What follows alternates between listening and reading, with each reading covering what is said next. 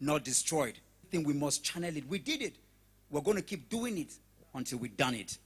We've been to 21 of the best.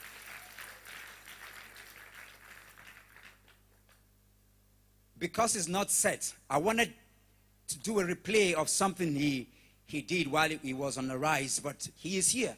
He's going to help us shape our energy and speak to the narrative of our existence. Ladies and gentlemen, my brother and friend of many, many, many, many years, DK Chukwumerije is in the building. Come on, help me. Celebrate him as we receive him. Honestly, if you have to stand for him, you can stand for him. He's worth it. He's deserving of it. To whom honor is due.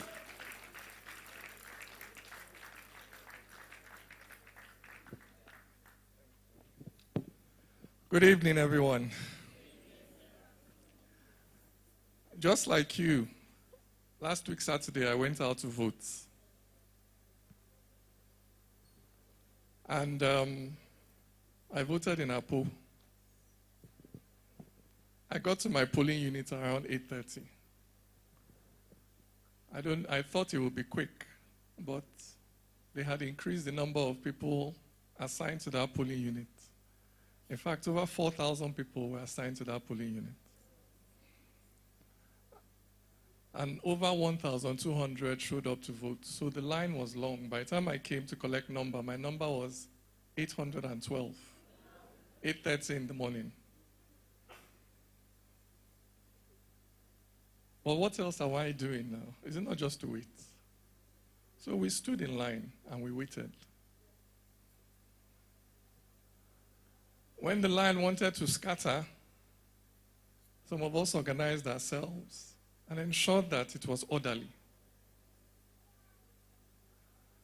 When the rain fell, we stood in the rain. After it fell, we rearranged the line and ensured that things were going. When the coppers said that they are hungry, nobody has given them food, we went and bought food and we gave them. When they said, oh, it's getting dark, we said, don't worry. Somebody went and brought generator, brought lights, we gave them. I did not end up voting until 8:30 in the night. Voting did not end in my polling unit till 11 in the night because we said everybody that wrote their name on that list before 2:30 must vote. At 11:30 it ended, we started counting the votes. House of Reps, Senate, Presidency. All of them, Labour Party, swept.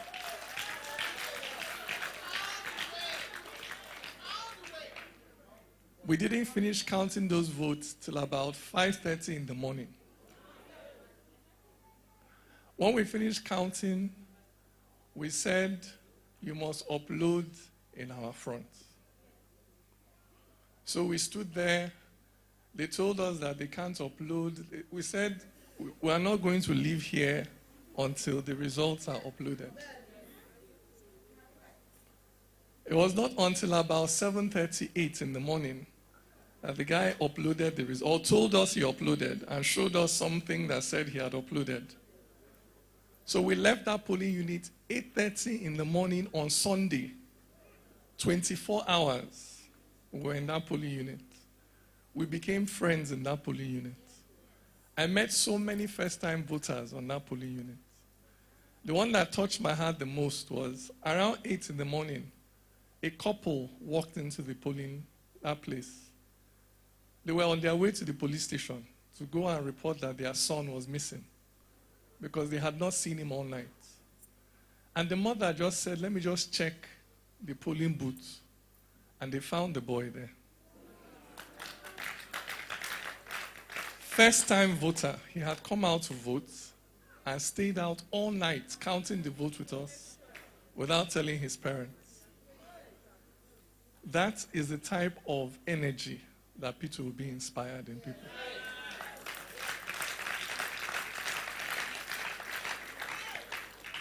It was not the tactical or cynical voting of experienced politicians. This was people voting with their hearts. with their soul, with their conscience. I've voted before, many times, in elections that were rigged. After voting, when you hear the election was rigged, you just say, "Oh, no problem," and you go. Because anyway, A or B, they are not different. But in an election where you voted with your heart, rigging is like rape. It's like you've just been raped. There is a hurt you feel that you can't describe. I went online to check for the results of my polling unit. I didn't see it. I said, "So what was it that person said he uploaded at that polling unit?" For 3 days, I didn't see my results on that IRF portal. What were they doing for 3 days? If you are playing a football match and the players are cheating, it is bearable. But if you're playing a football match and the referee is cheating, we cannot bear that. That is institutional rigging. It is worse than corruption, individual corruption. It's systemic corruption. There are 3 things technology was supposed to do for us at the polling unit. 1, verify the voter. Number 2, once the results are announced and written, transmit it electronically to the next collation center. And then number 3, upload it to the portal so that the public can see. Those are 3 things technology was supposed to do. And those things were there for a reason. You see, the moment you upload the result from the polling unit, you are protecting the polling unit officer. Because all the thugs now know that there is no benefit in hijacking, waylaying, brutalizing, beating anybody because the result don't go. So you're protecting their lives. But these people don't care about the lives of human beings. Number 2, it gives transparency. We are not power hungry. I grew up doing sports. If you fight and you lose, at the end you bow to your opponents. We go meet again next time. There is nothing in losing honorably to somebody that beat you fair and square. But some people don't have honor. They don't mind to kill. They don't mind to steal just to stay in office. In Kano, they burnt people in a building. At least 2 people have been reported dead, burnt in a building by a politician for power. When thieves and murderers are in power, stealing and murder can never stop in the land. It's not possible. You cannot give what you do not have. And there is no amount of road or bridge that you can build that can compensate for the lives that you have taken. We cannot be bribed with road and bridge and rice. When our brothers and sisters, our children are being consumed so that people can stay in office. So this is a struggle. It is an ideological, it is a principled struggle. You see, the generation that Nigeria was good to, the generation that went to school and slept one in a room, at a university were eating free food in canteen, the generation that as you come out of university, you have a job with a car, the generation that Nigeria was good to is the generation that has turned around and raped the country to death. But I tell you, the generation that has been born in the wilderness, the one where no seafood chop, the one that slept 10-10 in a room at university, the one that had to work 5 years on the road with a first-class degree before they got their first job, it is that generation that will save Nigeria. That is the irony of the country we live in. Because Nigeria is destined for greatness. But the country has been hijacked by thieves and murderers in power. So we must stay the course. And there are 2 things that we must watch out for. There are 2 ways they are going to try and derail us. 1, they are going to try to split the movement along ethnic and religious grounds. So they'll start telling you that Peter Obi is an Igbo candidate, is a Christian candidate. You have to be wise and avoid that trap. Because we know that he's neither a Christian candidate nor an Igbo candidate. He's a candidate for those that believe that the end does not justify the means. If we called excellency, then follow an excellent path.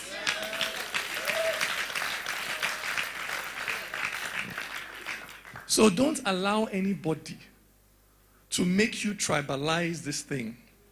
Peter Obi, I'm an Igbo guy. Peter Obi does not belong to Ndi Igbo. And as Igbos, let's be careful not to begin to show possessiveness over him as if now we get and pass other people. No be we get and pass other people. If now only we support him, he no go anywhere. Let us always ensure that other tribes and other religions are comfortable in our meetings. Let us always make space and be sensitive to their own needs and desires.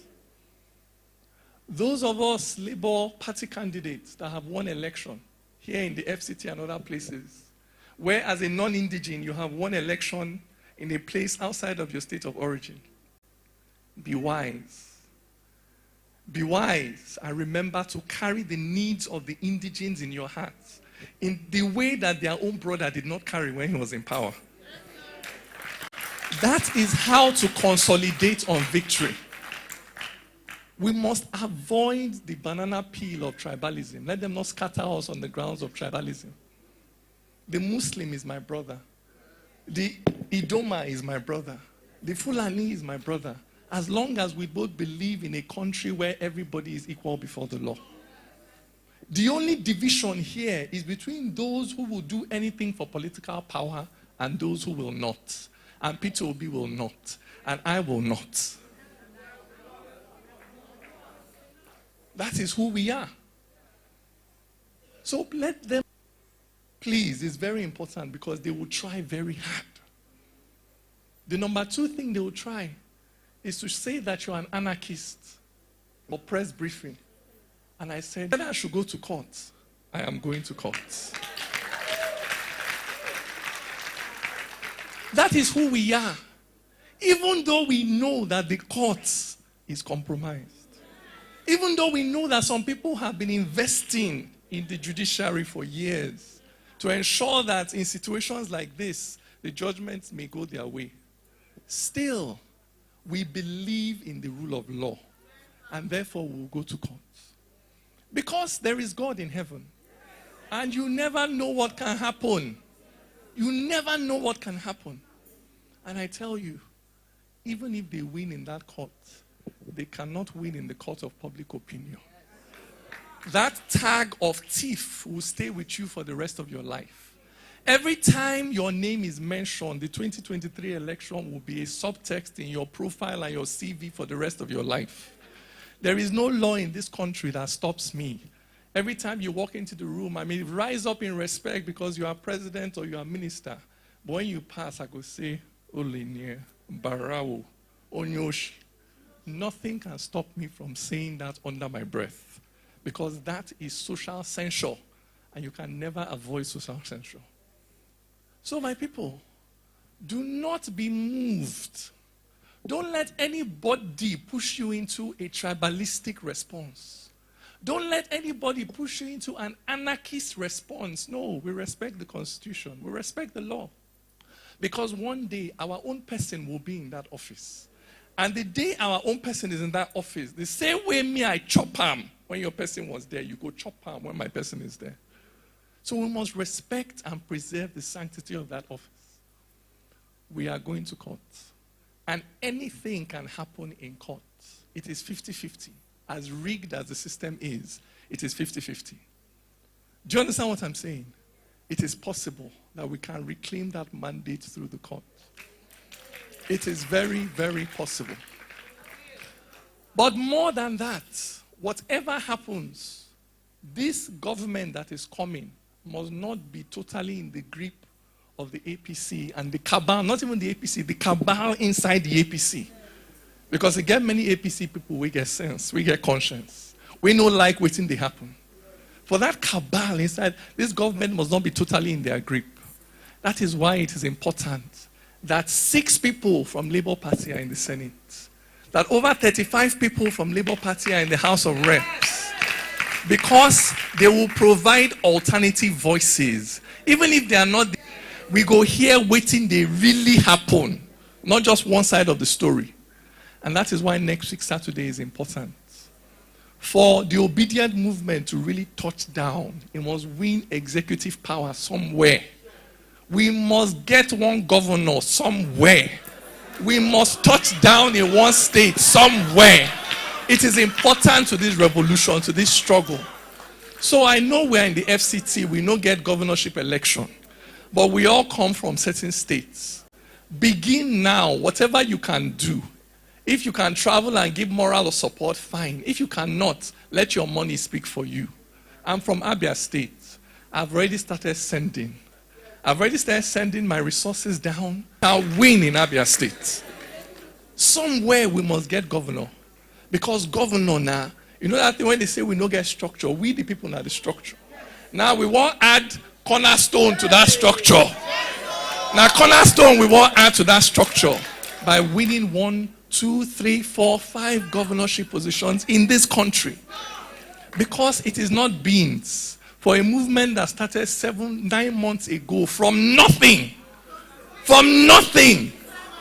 Look at where we are now. It shows you the strength of a people. You cannot defeat a disciplined movement. You can defeat a mob. You can defeat a rabble. You can defeat an anarchist crowd. But a movement where they disciplined, where no waiting they find, you can't defeat it. You cannot break it.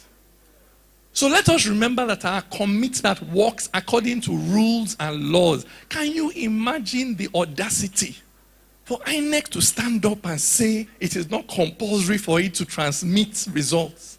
Meanwhile, it is in its own bylaw.